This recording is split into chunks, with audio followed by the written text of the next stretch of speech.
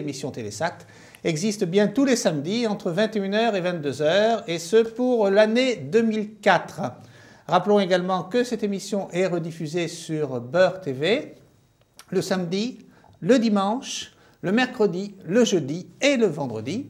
Et puis, on n'oublie pas non plus les téléspectateurs de Canal Austral qui nous reçoivent sur le bouquet Parabole Réunion. Canal Austral est une chaîne en clair qui est émise sur le satellite Eutelsat W2. Et nous sommes très heureux de vous retrouver également à l'autre bout du monde, dans l'hémisphère sud. C'est l'été pour vous, c'est l'hiver pour nous. Et dans cette émission Télésat, aujourd'hui, on reçoit un invité tout à fait spécial comme annoncé. Maître Jacques, bonjour. Bonsoir Daniel. Alors Maître, vous vous occupez plus spécialement de réception satellite, d'antenne, de droit à l'antenne, parce que vous êtes un avocat dit spécialisé, c'est ça ? Disons que depuis le début de cette belle aventure, je suis aux côtés de tous ceux qui militent pour la liberté de réception audiovisuelle. Comment vous en êtes arrivé à vous intéresser au satellite, à l'antenne, au droit à l'antenne, etc. C'était un goût personnel ? Voilà, j'ai toujours eu un goût prononcé pour les nouvelles technologies et j'ai eu surtout beaucoup de sympathie pour Télésatellite. Ah, ben c'est très bien. Donc, nous allons retrouver tout à l'heure Maître Jacques, justement, parce qu'on va discuter avec lui du droit à l'antenne, poser de nombreuses questions, celles que vous nous posez quasiment quotidiennement. Et nous parlerons donc du droit à l'antenne, tant pour les immeubles que pour les villas et donc les petites maisons individuelles. Mais pour l'instant, comme on fait à chaque émission avec Jean-Louis Gaillard, nous allons répondre aux questions qui sont arrivées cette semaine très nombreuses. Vous êtes de plus en plus nombreux à poser des questions. Alors ne soyez pas déçus si on ne peut pas répondre à vos questions, à toutes les questions que vous nous envoyez.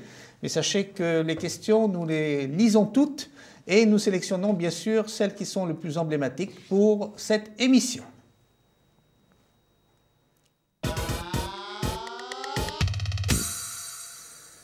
Alors les questions, comme vous le savez, arrivent sur deux moyens. Premièrement, le site de Télésatellite, www.télésatellite.com, et également sur le répondeur Télésat au 01 41 58 10 70. Mais pour cette première série de questions-réponses, on va voir si on a le temps de tout faire, eh bien, nous allons nous consacrer à celles qui sont arrivées sur Internet. Et voici la première question. Elle vient de M. Hedad à Dijon en France. Et Jean-Louis, vous voyez que c'est une question à propos d'Euro 1080. Il possède une antenne de 80 cm pointée sur Astra avec un démodulateur Nokia 9470S. Il reçoit le son de la chaîne Euro 1080, mais pas l'image, ou plutôt une image verte. En plus, vous vous rendez compte, la chaîne bloque mon démodulateur et je suis obligé de l'éteindre et de le rallumer. Alors, qu'est-ce qui se passe, Jean-Louis? Eh bien, tout d'abord, Daniel, bloque? Notre téléspectateur doit s'estimer heureux d'avoir le son, car beaucoup de terminaux ne donnent pas le son, ne donnent absolument rien du tout.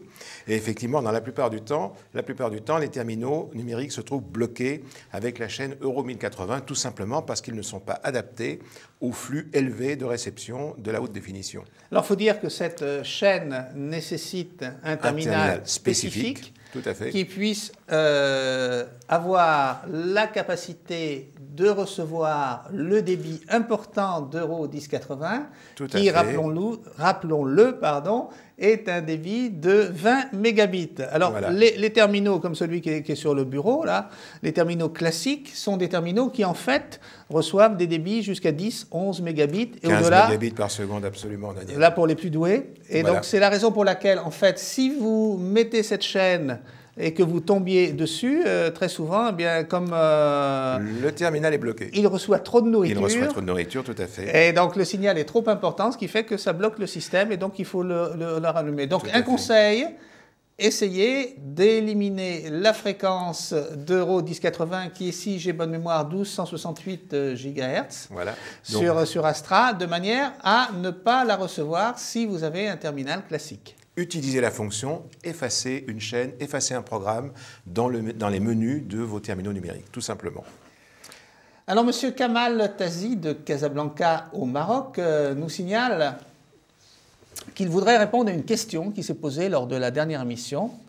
il y a une femme qui se demandait pourquoi, par exemple, une chaîne se captait bien le jour alors que la nuit, on ne retrouvait plus le signal. Vous vous souvenez de cette question, Jean-Louis? Tout à fait. Et il nous dit, j'aimerais rajouter ma propre réponse. Donc voilà, il apporte sa réponse, c'est très bien, c'est très interactif cette émission. Par exemple, sur n'importe quelle fréquence, 11 747, il suffit le soir de mettre 11 746 et on retrouve le signal.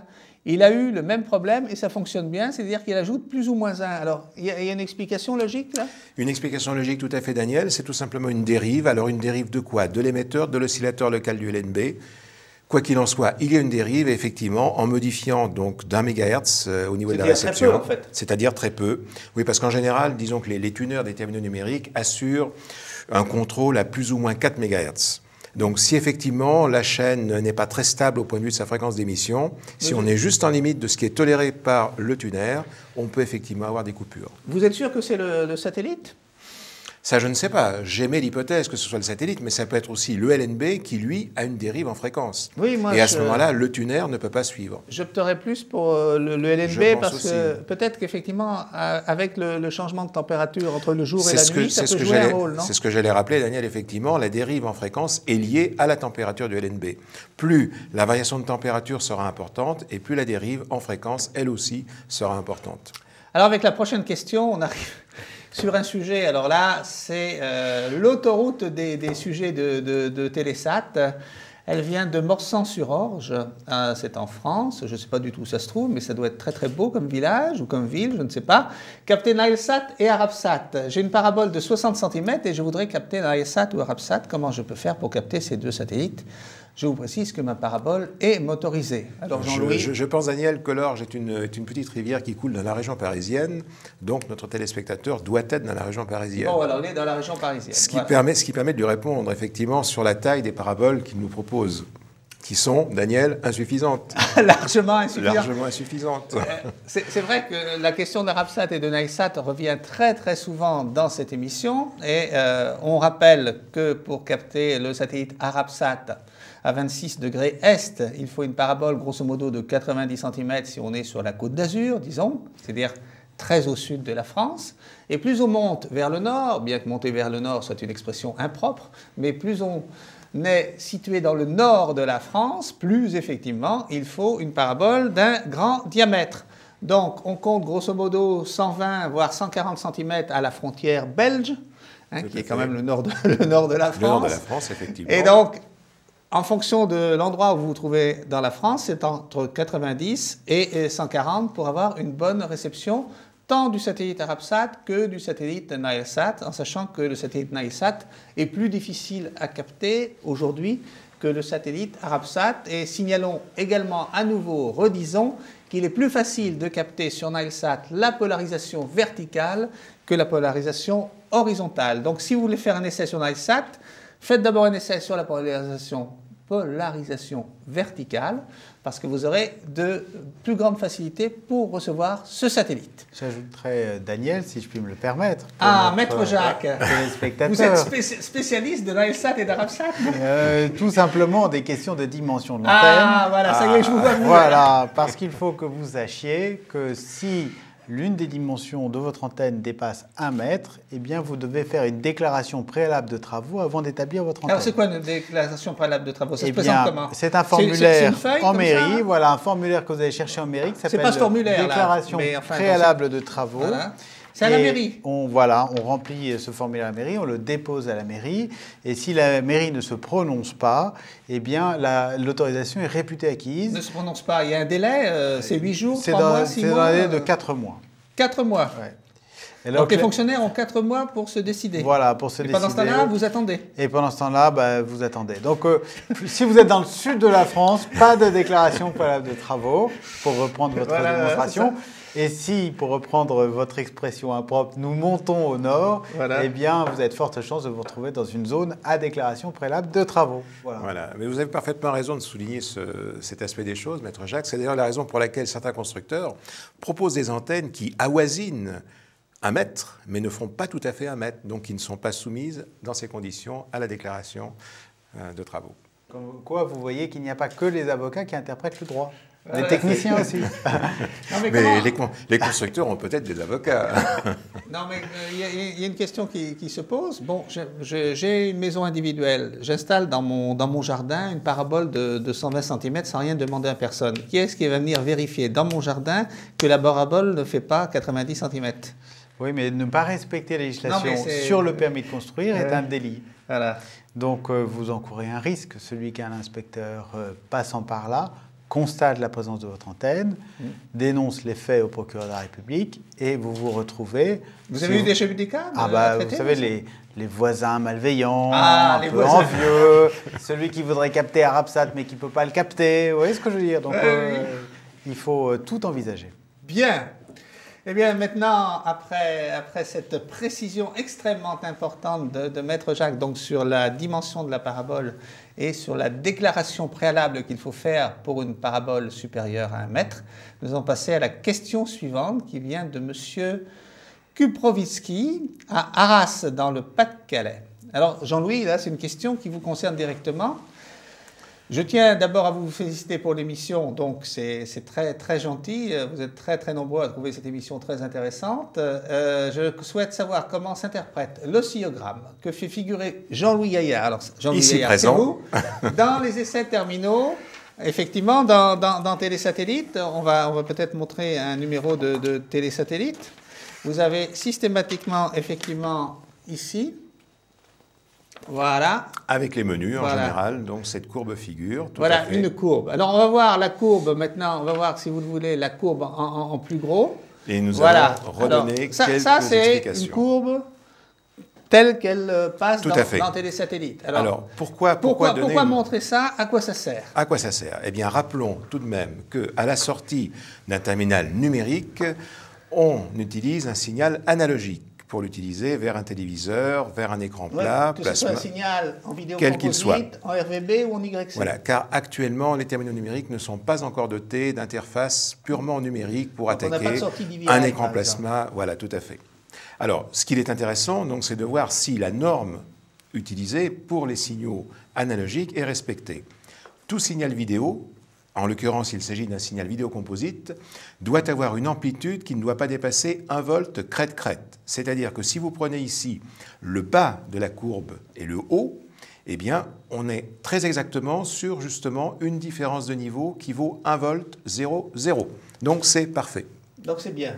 Alors, simplement pour vérifier que sur chaque terminal que nous testons, effectivement, les constructeurs respectent cette norme. Alors, en général, bon, ça oscille quelquefois, ça dépasse très légèrement, jusqu'à 1 volt 1. 1 volt 2, ça commence à être un petit peu fort. On commence à avoir une image, voilà, une image trop contrastée. Par contre, si on est en dessous de cette valeur, l'image va être sombre.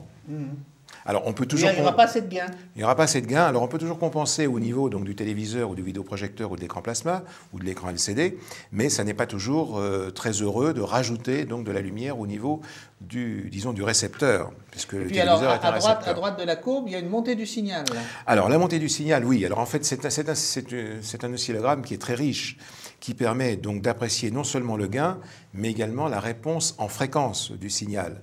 Et vous constatez notamment que la partie montante, donc sur la partie droite du schéma, permet de voir que cette partie montante est quasiment verticale, ce qui veut dire que le temps de montée du signal est très important, ce qui va garantir une image de bonne qualité, un bon piqué d'image. Donc il faut que la montée soit brutale. La plus brutale possible, effectivement, donc ce qui assure une bonne transition au niveau des différentes zones de l'image. Ok, est-ce qu'il y a marqué à droite, delta 1 volt, curseur moins 488 millivolts? Ça, curseur, ça représente simplement, disons, les niveaux absolus donc de tension par rapport à la référence donc, qui est prise ici pour l'oscillogramme, mais ce qui compte essentiellement, c'est le delta. D'accord. Le delta qui doit être compris, qui doit être de l'ordre de 1 volt. Si on dit que le delta est d'1 volt, on a déjà l'assurance d'avoir un signal avec un bon niveau vidéo. Voilà. Et puis, autre chose que l'on peut observer, comme il s'agit de signal analogique, c'est que pour qu'un signal analogique soit de bonne qualité, il ne faut pas que ce signal soit noyé dans le bruit. Ah oui, ça oui. Et oui. Or, ici, on peut constater effectivement donc, que tout le signal qui apparaît sont des lignes vous avez un tout petit peu de bruit qui apparaît en bas, mais très très léger. Si l'on compare avec un signal analogique issu d'un terminal, non pas d'un terminal, mais d'un démodulateur analogique, le bruit est beaucoup plus important. Et c'est ce qui fait toute la différence entre une image d'origine de transmission numérique avec une transmission analogique. Alors, il faut rappeler qu'en vidéo, le bruit, ça se traduit par de la granulation. De la granulation dans l'image, tout à fait, vous avez raison, effectivement. Et donc, ça, on le voit très bien en réception hertzienne. En général, on a un bruit extrêmement important en réception hertzienne et en sécam. Donc voilà l'intérêt de présenter de telles courbes pour chaque essai de terminal. Et c'est la raison pour laquelle nous n'oublions jamais de vous donner ces courbes qui sont évidemment représentatives et qui sont prises pour chaque terminal essayé. Question suivante, Jean-Louis, elle nous vient de La Marsa. Alors, La Marsa, c'est toute petite ville à côté de Tunis. Et donc, j'ai une toute petite question. La question est petite, comme la ville. Il y a les chaînes Canal+, Canal+ Confort, Canal+ Cinéma, Canal+ Sport et Sport Plus sur Astra, qui ne diffusent plus. J'ai besoin d'aide. Et en fait, que se passe-t-il? Eh bien, ces chaînes continuent à diffuser, monsieur. Ce qui se passe, c'est que vous avez sûrement une carte pirate pour recevoir ces émissions. Et depuis le début du mois de décembre, eh bien, ces chaînes sont surencryptées avec un système qui s'appelle le Talescript. Si bien que la carte pirate ne fonctionne plus, donc les chaînes continuent bien à émettre, mais c'est vous qui, avec votre carte, ne pouvez plus les recevoir. Pour les recevoir maintenant, il faut avoir un abonnement officiel en MediaGuard V1+, un abonnement officiel qui est disponible uniquement en France, et je crois qu'on en reparlera dans quelques questions ultérieures. Question suivante. Ah, c'est même pas une question. Alors, vous avez été nombreux, on a mis cette question parce que vous avez été nombreux à nous envoyer vos vœux de bonne année. On vous les a présentés la semaine dernière. Jean-Louis et moi et Maître Jacques, on vous les renouvelle cette semaine, bien évidemment. Et on vous remercie par la même occasion pour tous ceux qui nous avaient envoyé leurs vœux, tant dans la rubrique de l'émission Télésat que sur le site internet de Télésatellite, où quasiment toutes les questions que vous nous posez nous présentent vos vœux. Eh bien, c'est extrêmement gentil de votre part et sachez que nous apprécions votre fidélité et votre gentillesse. Nous allons à la question suivante maintenant. Il s'agit de la mise à jour du bouquet Canal Satellite. C'est M. Fourmi en France qui nous pose la question. Je possède un récepteur SkyPilot 2 avec un module AstonCrypt pour Canal Satellite, Jean-Louis, et avec un abonnement. Je voudrais savoir comment mettre à jour le bouquet Canal Satellite sur le récepteur SkyPilot 2. Voilà. Comment est-ce qu'on met à jour le récepteur SkyPilot? Eh bien, en fait, ce n'est pas notre téléspectateur qui peut mettre à jour le bouquet, c'est directement AdSky, ex-AdSky qui s'appelle maintenant Neocean ou Neocean comme vous voulez. Donc en fait, c'est une fonctionnalité qui est liée à l'utilisation donc de l'ex-SkyPilot ou maintenant Neocean Pilot, et c'est donc, disons, le diffuseur qui prend en charge la mise à jour du bouquet. Voilà, c'est tout. C'est tout? C'est tout, il n'y a rien à ajouter. Donc il n'y a rien à faire, on peut pas rien à faire, absolument pas. Non, aller chercher les chaînes. Non, alors simplement, si, ce qu'il y a à faire par contre, c'est qu'il existe des mises à jour des versions logicielles pour le SkyPilot. Il est évident que si vous refusez, par exemple, la mise à jour de votre boîtier, là, vous n'aurez pas les programmes qui seront mis à jour par le diffuseur. Donc, il faut bien entendu accepter et mettre à jour votre boîtier SkyPilot. Vous avez un petit message qui apparaît à l'écran qui vous dit une nouvelle version. Voulez-vous mettre à jour votre SkyPilot? Bien sûr, vous acceptez. Et à ce moment-là, la liste des programmes sera mise à jour automatiquement. Je rappelle également qu'il y a sur le site de Télésatellite un forum pour Neocean, donc anciennement AdSky.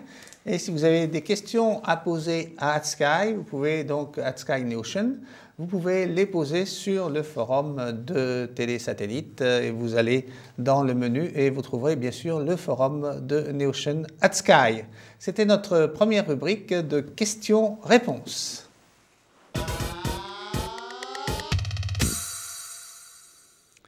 Alors Jean-Louis, oui, vous êtes allé, je crois savoir, au début de la semaine, à Aix-en-Provence. Oui, Daniel. Et à Aix-en-Provence, il y a quoi? Entre autres choses, il y a WorldSat. Tout à fait. Alors WorldSat, on le rappelle, c'est un constructeur de terminaux numériques qui est installé à Aix-en-Provence, enfin dans la zone industrielle d'Émile, c'est-à-dire dans la banlieue d'Aix-en-Provence, depuis déjà de nombreuses années. L'entreprise a grossi. Maintenant, il y a une grosse installation de WorldSat et prochainement, nous irons faire un reportage pour vous montrer un peu comment travaille WorldSat à Aix-en-Provence. Et vous avez vu les nouveaux produits, on en présentera un dans le prochain télésatellite. Vous avez déjà le terminal en votre possession, vous êtes déjà en train de le tester. Ce que j'ai aussi entre les mains, c'est une nouveauté. Alors ça, c'est une nouveauté, enfin c'est une nouveauté sans être une nouveauté tout en étant une nouveauté. Oui, parce que nous l'avions déjà présenté lors d'une émission. On en parle depuis quasiment un an. Tout à fait, Daniel. Depuis le mois de mars ou avril dernier. On l'a déjà présenté, je me rappelle, au dernier salon de la réception numérique. Tout à fait. Mais à l'époque, le produit n'était pas disponible sur le plan commercial. Alors, et maintenant, il l'est. Il a fallu attendre une dizaine de mois, grosso modo, entre le moment où on a eu une espèce de prototype présenté à l'émission et le moment où le produit commercial sort. Alors, vous l'avez entre les mains. Alors, je l'ai entre les mains. On va le voir sur notre petite caméra. Voilà, ce que j'ai entre les mains, en fait, c'est ce qui s'appelle le SAT Messenger. C'est un module PCMCIA, c'est un module PCMCIA tout simple, mais qui ne comporte pas de carte, tout au moins pour le moment, car il y a certainement des applications futures qui peuvent être envisagées avec un tel module. Le but de ce module, qu'est-ce que c'est? C'est tout simplement, en l'utilisant conjointement avec un terminal également donc de marque WorldSat, qui peut accepter ce module, de pouvoir recevoir sur son téléviseur des messages Internet, sans abonnement, sans connexion téléphonique. Autrement dit, eh bien c'est très simple, vous m'envoyez un message. Alors, dès l'instant où vous avez donc ce module qui est vendu séparément par rapport au terminal, donc vous insérez votre module. Vous avez l'idée du prix de vente déjà? Son prix de vente est de l'ordre d'une centaine d'euros. D'accord. Donc on achète ça. Vous achetez ça. Il faut d'abord avoir un terminal WorldSat. Ça ne marche que dans les terminaux. Pour le moment, ça ne marche que exclusivement dans un terminal WorldSat, car WorldSat a déposé un brevet mondial pour ce système de SAT Messenger. Donc, on met ça dans le terminal WorldSat. On met ça dans le terminal WorldSat, on choisit une adresse email. On choisit comment alors? Eh bien, tout simplement, vous tapez avec votre télécommande, par exemple Télésat, par exemple Daniel Renard, et à ce moment-là, le terminal va compléter cette adresse avec quelques caractères qui vont sécuriser les transmissions et surtout permettre au flux qui arrive par satellite, car le flux va arriver par le satellite Hotbird, de reconnaître le module, c'est-à-dire de reconnaître votre adresse Internet. Donc dès l'instant où vous êtes en possession de l'adresse email qui est liée au module, vous pouvez la communiquer à des amis, à votre famille, qui pourra vous envoyer sur cette adresse des courriers électroniques que vous pourrez lire directement. Je peux pas répondre. Vous ne pouvez pas répondre, vous pouvez simplement recevoir. Et vous pouvez recevoir non seulement du courrier, mais également des photos. Donc en fichier joint, tout à fait, des photos JPEG. Je crois que la taille du fichier est limitée à une cinquantaine de kilooctets, 50 ou 60 kilooctets. Donc c'est un système qui permet à des gens qui n'ont pas d'ordinateur, qui n'ont pas de connexion Internet, sans abonnement, de pouvoir recevoir des messages, du courrier électronique liés en utilisant, à condition d'utiliser, l'adresse électronique qui est liée au module. Ça fonctionne avec quel satellite? Alors ça fonctionne avec le satellite Hotbird, où WorldSat a réservé un transpondeur pour pouvoir justement expédier de manière sécurisée tous les emails au module correspondant. Je suppose que c'est un transpondeur en faisceau large. Oui, tout à fait. Voilà, car il est évident que le marché visé est non seulement donc la France, l'Europe, mais également donc le Moyen-Orient. Voilà, c'est-à-dire que où que vous habitiez dans la zone de couverture du faisceau large d'Hotbird, c'est-à-dire entre grosso modo l'Islande et Dubaï, ce qui est relativement large comme zone de couverture, eh bien, vous allez pouvoir utiliser ce petit appareil pour vous faire envoyer des mails, ce qui semble bien pratique. Tout à fait. Donc, nous présenterons la chose en détail dans le prochain télésatellite. J'ai déjà essayé, Daniel, et j'ai remarqué que lorsque j'ai envoyé donc un message... Vous n'avez pas donné votre adresse avec ce module-là, j'ai rien envoyé encore. Non, pas du tout. J'ai fait simplement un essai donc, avec un ordinateur personnel et je me suis envoyé donc moi-même, c'est un message à moi-même, disons en quelque sorte. Et j'ai constaté simplement que le délai de transmission entre le moment où j'ai validé l'envoi de mon courrier électronique était de l'ordre d'1 minute environ. C'est largement supportable. C'est très rapide. Et ce qu'il faut surtout dire, c'est que... Et ça signale quand par exemple, si je regarde une chaîne de télévision et que... Alors ça signale oui et non, parce que si vous êtes dans le menu au niveau du SAT Messenger, oui, vous allez voir arriver le message. Et le message, évidemment, n'est pas envoyé une seule fois. Il est envoyé plusieurs fois dans l'heure qui suit et plusieurs fois dans les jours qui suivent également. Donc je reçois plusieurs fois le même message? Non, c'est-à-dire que le même message est envoyé de manière à ce que... D'accord, mais si je l'ai reçu, il ne se réaffiche pas? Non, absolument pas. Donc je disais, soit vous êtes dans le menu en position Set Messenger, ouais. Si vous regardez un programme, évidemment, qui ne correspond pas au transpondeur sur lequel les courriers électroniques sont envoyés, vous ne pouvez pas recevoir. Mais par contre, si votre terminal est en veille, là, il détectera automatiquement et il recevra vos courriers électroniques. D'accord. C'est quand même pratique. Donc systématiquement, quand on est en veille, ça fonctionne? Exactement. Et vous aurez enfin une excuse. Maître Jacques. Vous aurez enfin une excuse pour regarder la télévision toute la journée. C'est ça. Oh, mais vous savez, il n'a absolument pas besoin d'excuses pour regarder la télévision toute la journée. Donc, nous allons, comme je vous l'ai dit tout à l'heure, avec notre invité, Maître Jacques, vous parler maintenant du droit à l'antenne. Alors, ce dont on va parler, c'est du droit à l'antenne en France. Puisque c'est une législation française dont on va parler. Alors, ce qui serait bien peut-être, Maître Jacques, dès le début de cette séquence sur le droit à l'antenne, c'est nous dire un peu ce qui régit le droit à l'antenne en France, comment ça marche, est-ce qu'on a le droit d'installer n'importe quoi, n'importe où et n'importe comment? Je suppose que non. Eh oui, ce serait trop beau si c'était aussi simple que ça. Je ne sais pas si l'anarchie est une bonne solution non plus. Mais dans toute société un peu organisée, il y a des règles à suivre. Ouais.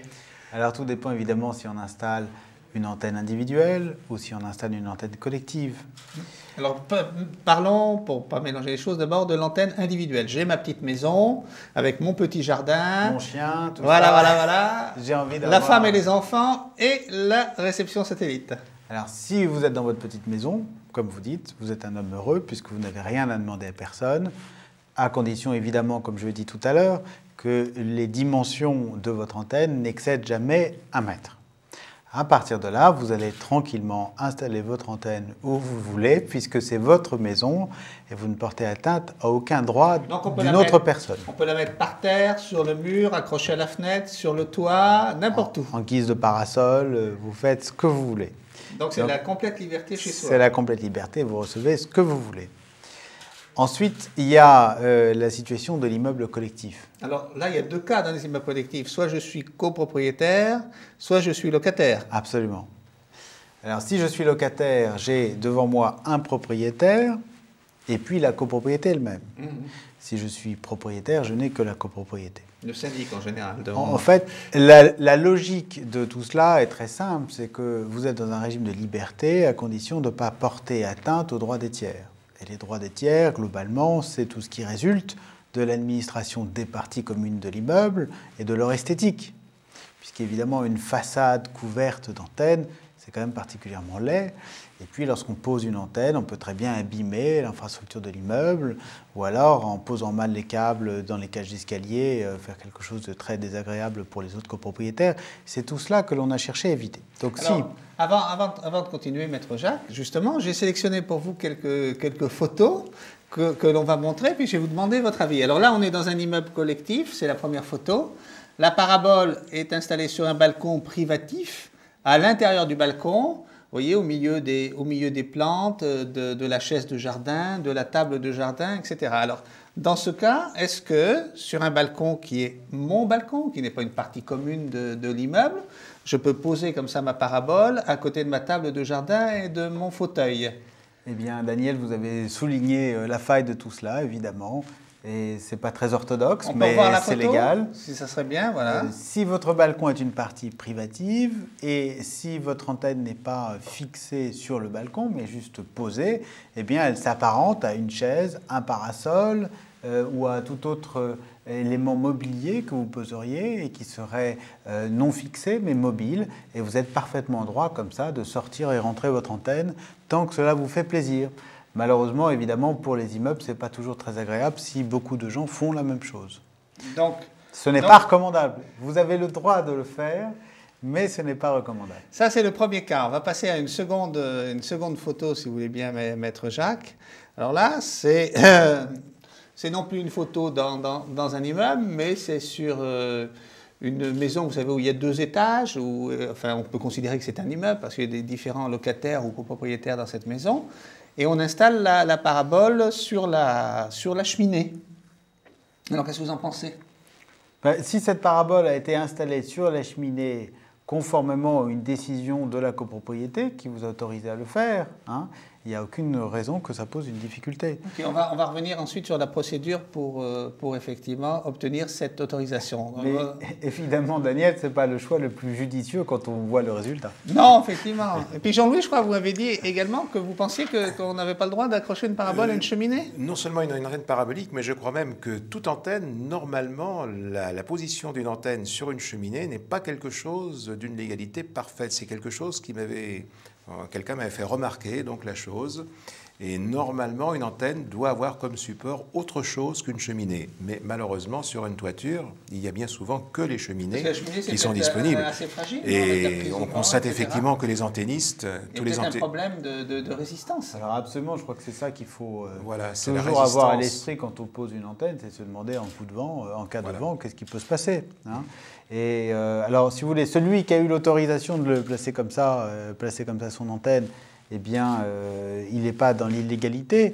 Mais si son antenne venait à dégringoler de là où elle est et à blesser un passant qui passerait sur le trottoir en dessous, eh bien, sa responsabilité serait néanmoins engagée. Voilà, on peut peut-être justement sur ce cas, sur cette photo de parabole, dire un mot de l'assurance. Est-ce qu'il faut prendre une assurance spécifique quand on installe, par exemple, sa parabole comme ça au-dessus de la voie publique, puisque de toute façon, en dessous, ça peut tomber éventuellement sur la tête de quelqu'un?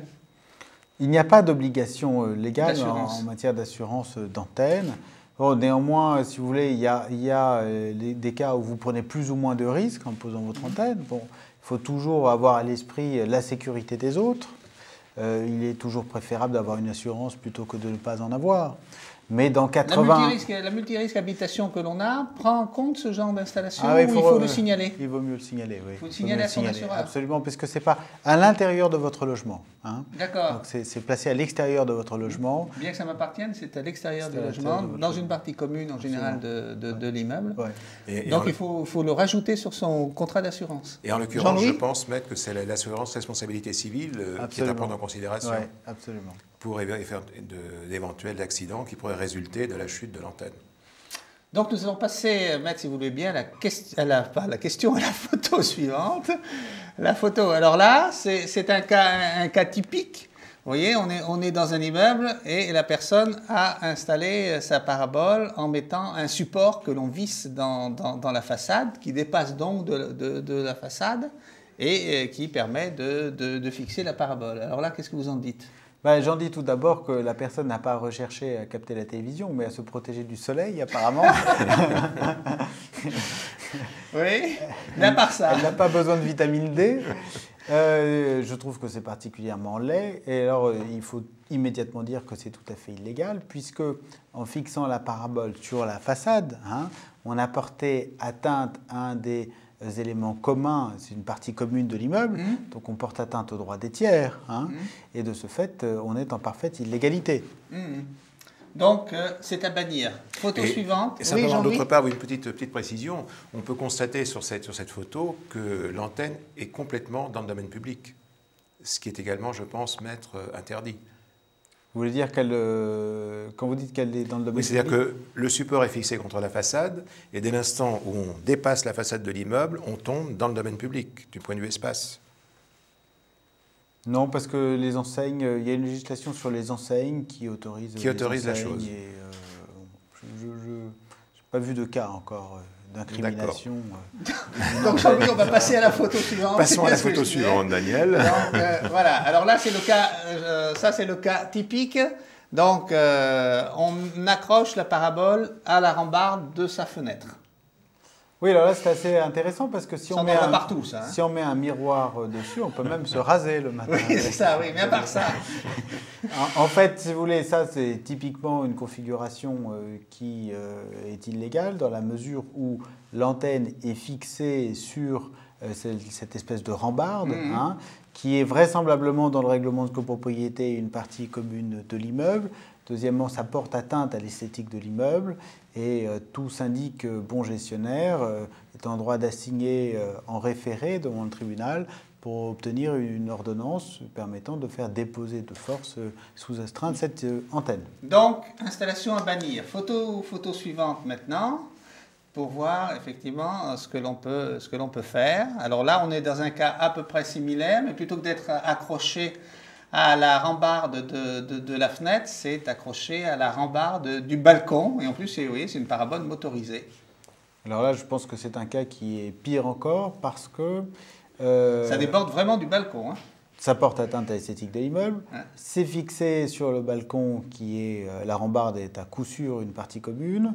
Et en plus, ça comporte un grand niveau de dangerosité puisqu'il y a une portance au vent qui me paraît évidente. Ah oui, Jean-Louis, c'est pas... Techniquement non plus, c'est pas tout à fait non, c'est pas l'idéal. recommandé. C'est pas du tout l'idéal, absolument. Alors légalement, c'est illégal.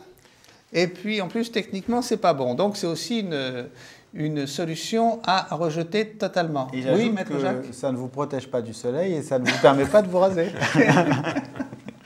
Les photos suivantes alors, on va voir la photo suivante. Voilà, alors la photo suivante, c'est simplement une photo générale pour terminer, qui montre un peu justement l'aspect de certains immeubles aujourd'hui, avec des paraboles de plus ou moins grande dimension qui sont accrochées sur de nombreux balcons. Et ça met en cause la réception collective. Jean-Louis, on va en parler dans quelques instants, techniquement parlant. Et puis, avec Maître Jacques, on va voir justement, en fait, pour éviter tous ces cas d'installation d'installation litigieuse, en fait, qu'est-ce qu'il faut faire pour pouvoir, dans un immeuble, se dire, je vais installer ma parabole dans de bonnes conditions et légalement. Alors, qu'est-ce que je fais? D'abord, il faut compter sur la bonne foi et la convivialité de tout le monde.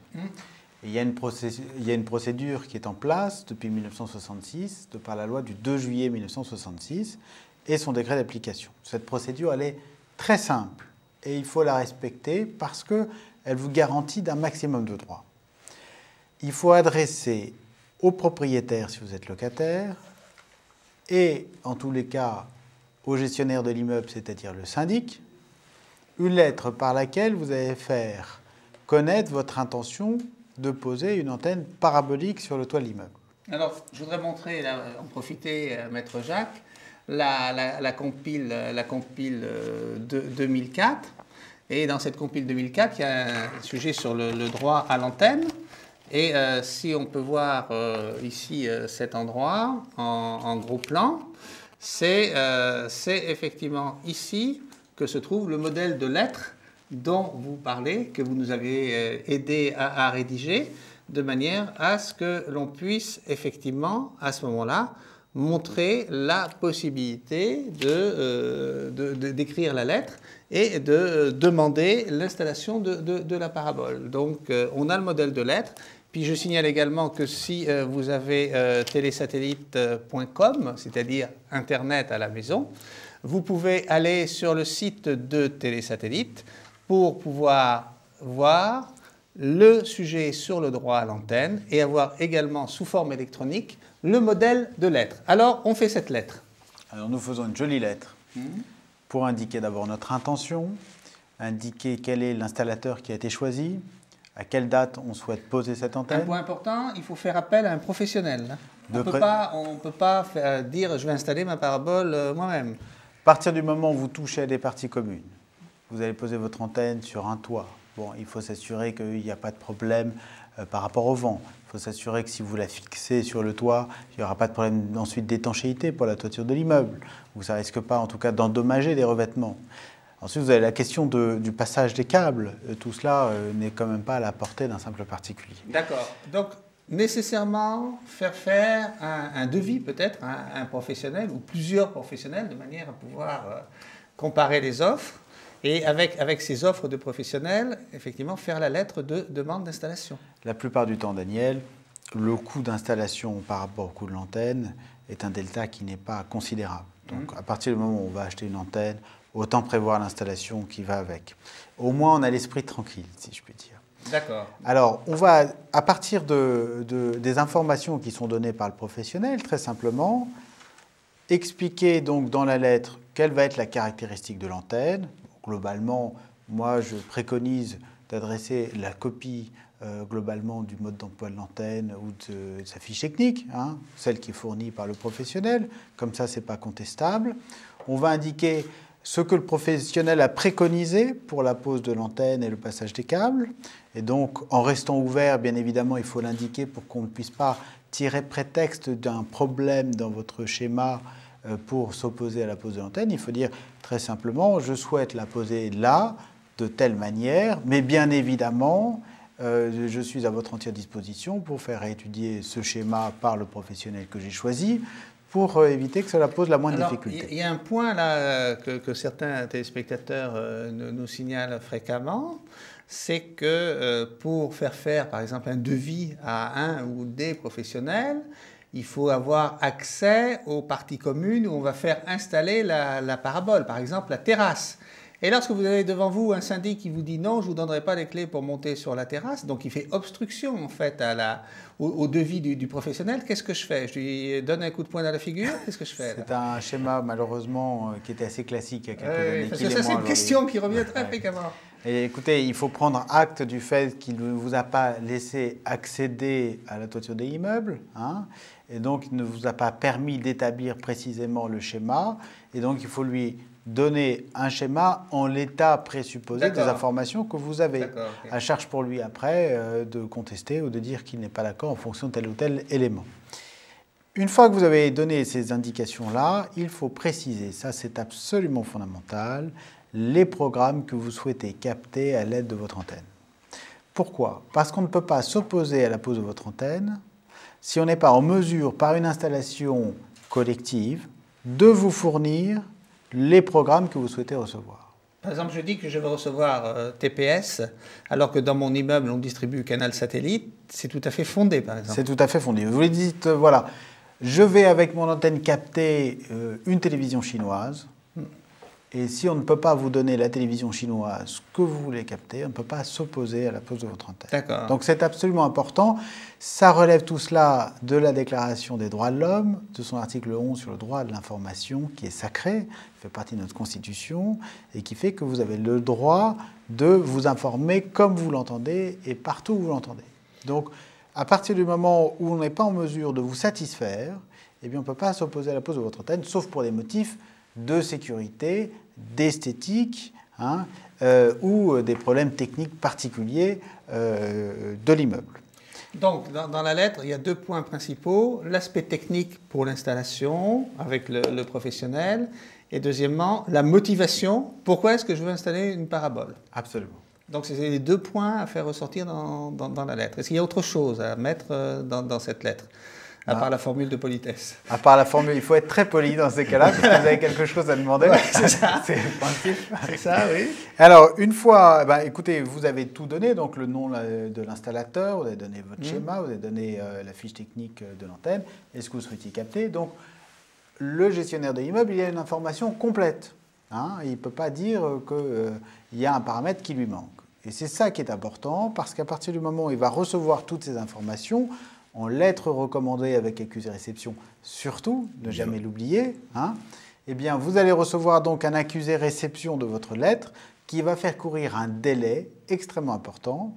C'est un délai de 3 mois, au terme duquel, sans réponse du gestionnaire de l'immeuble et sans saisine du tribunal d'instance, eh bien, votre droit est réputé acquis et vous pouvez procéder en toute bonne foi et en toute sécurité à la pose de votre antenne selon le schéma que vous avez préconisé. Alors, soyons précis, là, parce que c'est un point que nos téléspectateurs et nos lecteurs nous soulignent très souvent. Donc, ils envoient la lettre recommandée avec accusé de réception. Et puis après, le syndic leur répond qu'il ne veut pas, mais il ne leur répond pas par lettre. Vous voyez ce que je veux dire? Entre deux portes ou à l'occasion d'une conversation, etc. Il leur dit, ben non, je ne vais pas installer, je ne vous donne pas l'autorisation d'installer votre parabole, etc. Alors, est-ce que je tiens compte de ce qu'il me dit? Ou est-ce que j'attends tranquillement dans mon coin que les 3 mois soient passés et puis en me disant, eh bien, au bout de 3 mois, je vais installer ma parabole, quoi que tu me dises? Bienheureux ceux à qui on ne répond pas. Parce que ceux à qui on ne répond pas ont leur droit acquis au bout de 3 mois. Le syndic est forclos. Et le syndic, dans le délai de 3 mois, doit non seulement convoquer une assemblée générale, la faire statuer et saisir le tribunal d'instance par assignation. Donc c'est un délai extrêmement court. Et évidemment, ce délai extrêmement court est très coercitif, dans la mesure où si vous êtes dans une grande copropriété, la réunion des copropriétaires coûte assez cher. Et ça demande un certain temps. Ça demande un certain temps et la plupart du temps, les gens ne réagissent pas suffisamment. Pour peu d'ailleurs qu'entre deux, il y ait les fêtes de Noël, du Nouvel An. Ou alors, oui, ça c'est un bon truc. Ça. vous soyez en dernière année de jour de Pentecôte, eh bien, vous avez toutes les chances d'avoir votre droit. Oui, c'est un bon truc. Là, vous attendez un peu la période des fêtes et puis vous calculez pour envoyer votre lettre de manière à ce que... L'idéal, c'est fin juin. Oui, fin juin, c'est pas mal non plus avec les vacances. Oui, c'est vrai, vous avez raison. Donc il y a des petits trucs quand même pour essayer de mettre la loi de son côté. Alors d'autre part, est-ce que le syndic a le droit de répondre par lettre recommandée avec les exceptions? Non, je ne vous donne pas l'autorisation. Ce n'est pas suffisant. Il doit saisir le tribunal d'instance. Pourquoi? Comme il s'agit d'un droit qui est une liberté publique, ce n'est pas au syndic et à la copropriété de s'opposer à ce droit, c'est au tribunal de se prononcer sur l'opposition formée par la copropriété. Donc en fait, si je comprends bien, le syndic par lettre recommandée avec quelques exceptions ne peut répondre que oui. Il ne peut répondre que... Sans saisir le tribunal d'instance. Voilà, que oui s'il ne saisit pas le tribunal d'instance. Et sinon, un beau matin, vous recevez une assignation à comparaître devant le tribunal d'instance avec les motifs de refus exposés par le syndic. Alors là, je reçois une assignation pour comparaître devant le tribunal d'instance. Est-ce qu'il faut que je décroche mon téléphone et que j'appelle Maître Jacques pour qu'il vienne m'aider? D'abord, je vous trouve très peu énervé pour quelqu'un qui vient de recevoir une assignation. Permettez-moi de vous le dire, c'est pas courant. La chance que vous avez devant le tribunal d'instance, c'est que vous pouvez vous défendre tout seul. D'accord. Alors, vous pouvez vous défendre tout seul à l'aide de toute l'information que vous avez dans Télésatellite depuis de très nombreuses années maintenant, hein, à l'aide donc de toutes ces compilations qui sont désormais totalement exhaustives. Sachez néanmoins qu'une procédure a toujours sa part de mystère et quand on fait appel à un professionnel, eh bien, on a tendance à diminuer l'aléa judiciaire. Lorsque l'on y va tout seul et pour la première fois, on a tendance à vivre un aléa judiciaire fort, d'autant plus qu'il y a beaucoup de magistrats qui ne sont pas très bien formés à ces matières-là, hein, et qui peuvent se laisser impressionner par un rapport d'architecte dithyrambique sur la dangerosité de l'antenne, ou alors... il y a aussi les interdictions des architectes des monuments de France qui quelquefois font des rapports que dans telle ou telle zone spécifiquement protégée, on n'a pas le droit de mettre de parabole. Alors vous avez effectivement cette difficulté-là, qui est celle des plans d'occupation des sols, qui peuvent avoir des dispositions réglementaires limitant ou organisant les questions d'antenne. Mais c'est devenu dans très des zones rare. très protégées. C'est devenu extrêmement rare. Par exemple, si je suis sur la place des Vosges à Paris, par exemple, je suppose que je n'ai pas le droit de mettre une Si elle est bien cachée, il n'y a aucun problème. Cachée. Oui, derrière ces belles cheminées, vous avez beaucoup de paraboles. Ah, d'accord. Ouais. Mais elles ne se voient que d'avion. D'accord. Oui, donc d'avion, c'est pas gênant. C'est pas gênant. Alors, maintenant, donc j'ai obtenu l'autorisation de mettre ma parabole, soit parce qu'au tribunal j'étais très convaincant, soit parce que le syndic m'a répondu du oui.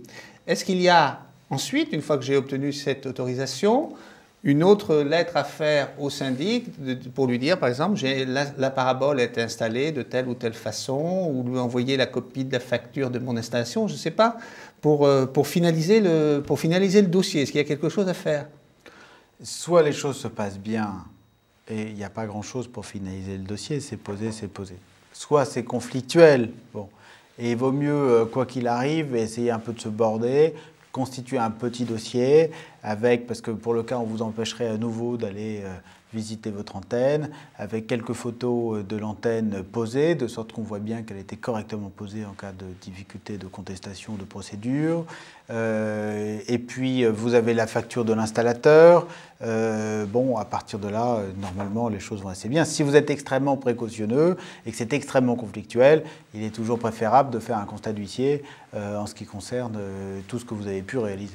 Il y a un cas qui se pose également que certains téléspectateurs m'ont posé. Le syndic me répond non sans saisir le tribunal d'instance. Qu'est-ce que je fais là? Qu'est-ce que je fais? J'attends quoi? C'est moi qui saisis le tribunal pour dire? C'est le problème qui se pose, c'est-à-dire que le syndic ne vous a pas donné de réponse ou vous a dit non. Voilà, il m'a répondu et non il n'a pas par saisi lettre. le tribunal Voilà, d'instance. il m'a répondu non par lettre. Alors c'est à vous de saisir le tribunal d'instance. D'accord. On saisit le tribunal d'instance Comment, avec alors une assignation. Alors une assignation, ça se fait comment? C'est un acte qui a une certaine forme. Alors, là, il faut un avocat, il faut un huissier, il faut un homme de loi quelconque? Écoutez, non, vous avez vraisemblablement, si vous allez au greffe de votre tribunal d'instance, le greffe c'est le secrétariat de la juridiction, vous lui demandez comment faire, je pense qu'il vous donnera, en tant que simple particulier, quelques indications et vraisemblablement quelques informations avec des formulaires pour pouvoir agir tout seul. Très bien. Donc, normalement, à ce niveau-là, pour porter le problème devant le tribunal d'instance, il n'y a pas trop de difficultés pratiques. Alors, dernier point, avant qu'on se quitte, parce qu'on arrive à la fin de cette émission, est-ce que toutes ces démarches auprès du tribunal d'instance coûtent de l'argent? Est-ce que c'est des opérations de justice payantes? Alors, la justice en France est gratuite. Elle est gratuite, mais il y a toujours un mais quand on dit quelque chose est gratuit. J'attendais la suite.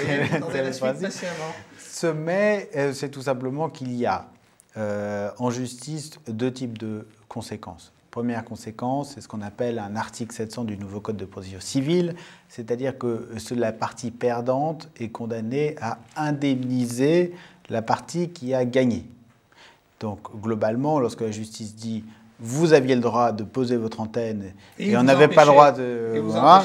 Elle dit, je vais décider que la copropriété vous doit 1 500 € ou 1 000 € d'article 700, c'est-à-dire que ça sera la contribution à vos frais de défense. Puis deuxièmement, il y a ce qu'on appelle les dépens d'instance. Ce sont les frais de procédure qui sont calculés avec des barèmes des juridictions qui s'élèvent à des montants qui sont assez raisonnables, 50 €, 70 €, 100 €, et qui sont, eux, les frais que recouvre la juridiction pour le service qu'elle a rendu.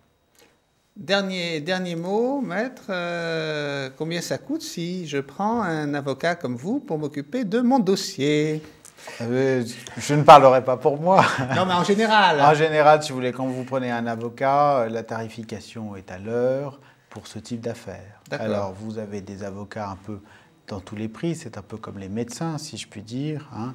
Il s'agit d'une affaire. Voilà, il s'agit d'une affaire assez simple. Bon, pour les affaires assez simples, en général, les taux horaires sont plutôt pas très élevés lorsqu'il s'agit de. C'est quoi un taux horaire? Alors, il faut comprendre une chose, c'est que lorsque vous avez un avocat qui ne connaît rien à une matière, il va passer beaucoup de temps. Il est obligé de chercher dans les livres, etc. Donc il va vous dire, je ne vous prends pas cher de l'heure, mais il va passer beaucoup d'heures. Bon. Et quand vous allez voir un avocat spécialisé, comme il sera spécialisé, voilà, et que tout le monde le connaîtra, il sera en droit de vous dire, moi je prends cher de l'heure parce qu'il va passer très peu de temps. Donc en conclusion, Maître Jacques, il faut mieux choisir un avocat spécialisé comme vous. Comme ça, on passera beaucoup moins de temps, même si vous êtes